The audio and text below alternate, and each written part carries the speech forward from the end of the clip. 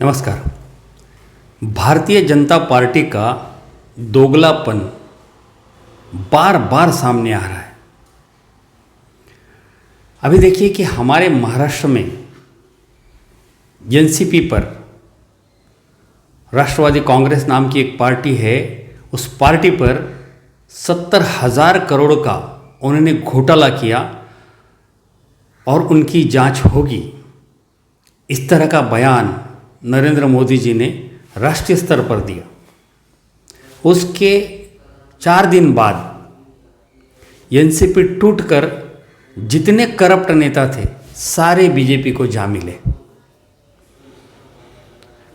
और उनमें से जो खासकर अजित पवार नाम के जो नेता है उनको वित्त मंत्री बना दिया गया।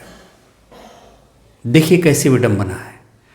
कल तक अजित पवार पर सिंचन घोटाला या बाकी सारे बहुत सारे घोटालों की उनकी फाइलें थी। जब ये फाइलें ओपन थी तब भी अजित पवार ने सुबह सुबह जाके शपथ विधि किया था। उस वक्त जो व्यवहार हुआ होगा वो इस तरह का था कि आपके ऊपर जितनी ईडी की इंक्वायरी है वो बंद हो जाएगी और वो 1.5 दिन के लिए जो फडणवीस मुख्यमंत्री बने थे उस वक्त करोड़ों का निधि जो महाराष्ट्र के विकास के लिए था वो केंद्र को रिटर्न कर दिया गया था।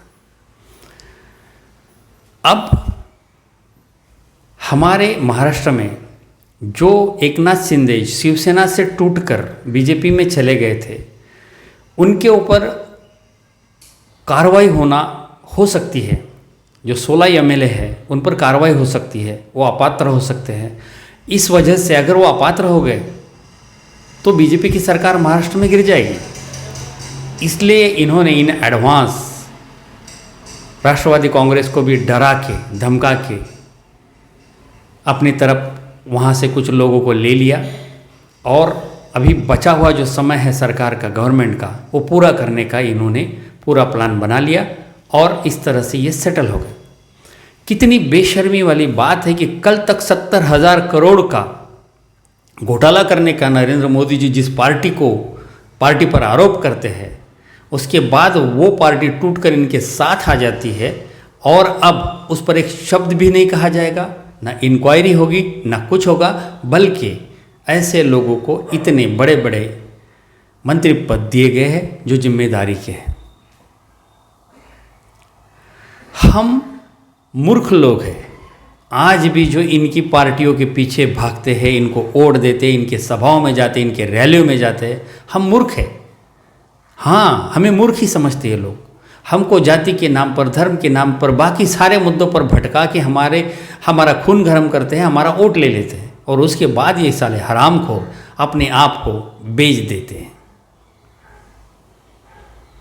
अरे किसने धोखा नहीं दिया? सारे के सारे धोखेबाज हैं। हम बेवकूफ़ बने पड़े हैं। जो महाराष्ट्र का विकास बिल्कुल नहीं हो रहा है। महाराष्ट्र छोड़िए, अन्य राज्यों में भी पार्टियां टूट रही है, बीजेपी को जाके मिल रही है और बीजेपी जैसा बेशर्म पार्टी जो है वो सब सारे करप्ट लोगों को अपने पार्टी में शामिल करके उनको दूध का धुला बना देती है। हमें ये जैसे सारे चोर इकट्ठा हो गए, सारे भ्रष्टाचारी इकट्ठा हो गए, वैसे हमको भी एक होना होगा, इनसे दूर होना होगा, इनको दोबारा वोट नहीं देना होगा। बीजेपी समेत और जितनी पार्टियां आज की स्थिति में मौजूद है ये किसी काम की नहीं है। ये सारे भ्रष्ट हैं। ये मूर्ख बनाने का इनका तरीका अलग है, पार्टी के नाम अलग है, पार्टी के चेहरे अलग है, आत्मा एक है। ये सभी भ्रष्ट है और सबका उद्देश्य एक ही है, इस देश को लूटना, इस देश के लोगों को बेवकूफ़ बनाना और खुद गब्बर बन जाना। ये गब्बर बन रहे हैं। संयुक्त भारत पक्ष ये नया पक्ष है जिस पर कोई करप्शन का आरोप नहीं है। हमारे पार्टी की जो जितने नेता हैं वो सारे स्वच्छ नेता हैं जिन पर कोई भ्रष्टाचार का आरोप नहीं है और हम लोगों का भ्रष्टाचार करके पैसा कमाने का कोई इरादा नहीं है। हमें लगता है कि इस देश को एक नए पार्टी की ज़रूरत है। इस देश को स्वच्छ प्रतिमा के अच्छे सज्जन लोगों की ज़रूरत है। जब तक अच्छे लोग राजनीति में नहीं आएंगे तो इसी तरह गुंडों का राज होगा करप्शन करने वालों का राज होगा। तो अच्छे लोगों को राजनीति में आना चाहिए, अच्छे लोगों को मतदाताओं ने वोट देना चाहिए, तब जाके इस देश में बदलाव होगा, वरना ये ऐसा ही हो रहा है, वही चलता रहेगा। 70 सालों से 75 सालों से हमने क्या किया, इसने आज भ्रष्टाचार किया, उसको बदल दिया, दूसरा नया खड़ा किया, उसको वोट दिया, फिर उसने भ्रष्टाचार किया, फिर हमने तीसरा विकल्प ढूंढा, लेकिन सारे विकल्प एक जैसे ही निकले। ये ना काला धन वापस ला सकते हैं, ना और कुछ कर सकते। काला धन ये क्या लाएंगे, इनके खुद के अकाउंट वहाँ पे स्विस बैंक में है, ये क्या लाएंगे। ये एक दूसरे पर खाली आरोप कर सकते हैं, किसी की जांच नहीं कर सकते।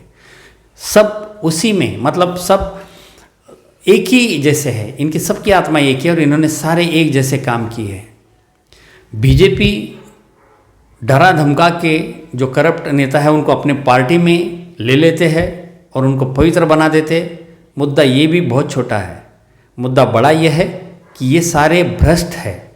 इन्होंने भूतकाल में इस तरह के भ्रष्टाचार किए हैं कि इनको उनके पास जाना ही पड़ता है, उनके चरणों में लीन होना ही पड़ता है। तो ये जो हमारे भ्रष्ट नेता हैं, मुद्दा ये है कि इन्होंने भ्रष्टाचार नहीं किया होता तो बीजेपी को मौका नहीं मिलता डराने का, लेकिन ये भी तो कोई कम नहीं है। इसलिए इन सबको अलग कर दो। ये सारे सत्ता के लिए सारे इकट्ठा हो गए हैं, इनको सबको छोड़ दो। आओ हम भारत को और बेहतर बनाते हैं, एक साथ मिलकर एकजुट होकर काम करते हैं। ये जाति पाति धर्म, ये सारे जो बंटवारे हमारे हो चुके हैं उनको भूल जाओ। एक तिरंगे के नीचे सारे लोग इकट्ठा हो जाओ। हमारा एक ही धर्म है, राष्ट्र धर्म।